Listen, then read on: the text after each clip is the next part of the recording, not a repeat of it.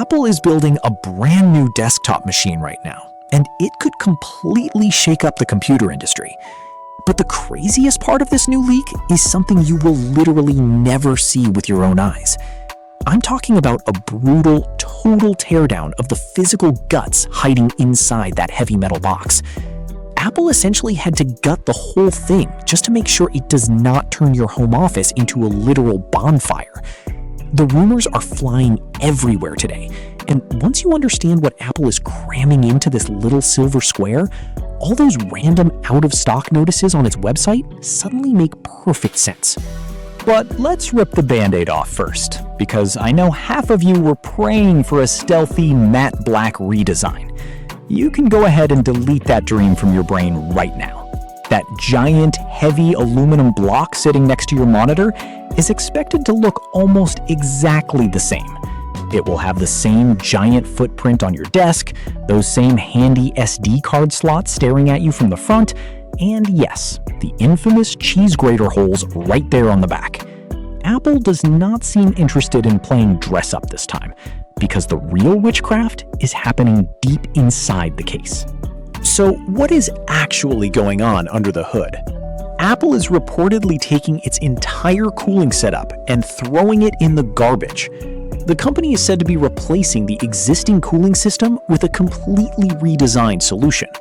Now, you might be thinking, why even bother? The Mac Studio we have right now is practically dead silent, right? Well, the upcoming M5 Ultra chip could be an absolute thermal nightmare. If Apple tried to use the old fans and airflow system, they could struggle to keep this monster cool. That is why Apple may have had to rip out the old airflow system and build massive new lungs, just so this powerful machine can breathe. But why is this new processor expected to generate so much heat? I'll keep the nerd talk to a strict minimum so we do not all zone out here. Usually, Apple combines two extremely powerful chips and connects them together to create its ultra-class processors. But Apple could be moving toward a completely different approach, with something being described as a fusion architecture. Instead of putting the entire brain into one solid chunk, the company could be separating graphics and processing power into different chiplet-style components. This could allow Apple to move massive amounts of data and processing power exactly where it is needed, potentially making the entire system incredibly fast. However, shifting that much power around can create massive pockets of heat. The old cooling system may simply not be enough to deal with that kind of targeted thermal load. And honestly, Apple has a very good reason to push the limits here. It is wild to even think about, but a standard MacBook Pro with an M4 Max chip can outperform some older Mac Studio configurations in certain processing workloads. A battery-powered laptop that you can throw into a backpack can compete with a massive metal desktop that lives permanently plugged into the wall. The main reason creative professionals continue choosing the Mac Studio is its enormous graphics performance, especially for demanding professional workloads. That is exactly why Apple could be pushing the graphics performance to another level. The rumored M5 Ultra could feature up to 80 GPU cores. If your day job involves rendering heavy 8K footage, producing complex visual effects, or building massive 3D environments, this machine could become an extremely powerful workstation. But that is not even the craziest leak on the rumored specification sheet. One of the most shocking numbers being discussed is up to 768 gigabytes of unified memory. Just pause for a second and absorb how insane that number sounds. We're talking about active system memory here, not storage for saving your vacation videos.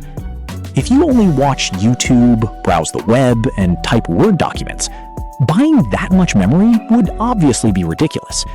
But if you are an engineer, developer, researcher, or AI professional working with massive models and datasets, you already know how expensive cloud computing can become.